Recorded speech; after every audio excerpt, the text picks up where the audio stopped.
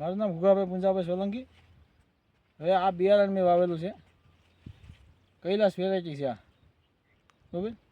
હવે આમાં જો કોઈ જાતનો રોગ નથી આવતો પહેલા નંબરમાં, ને બીજા નંબરમાં એમ કે કોઈ સુસ્યો કે એવું કાંઈ વસ્તુ આવતી નથી, ને એમાં જીંડવે અને આવરણમાં ને ઘડીમાં ને બધી રીતે ફાયદો છે.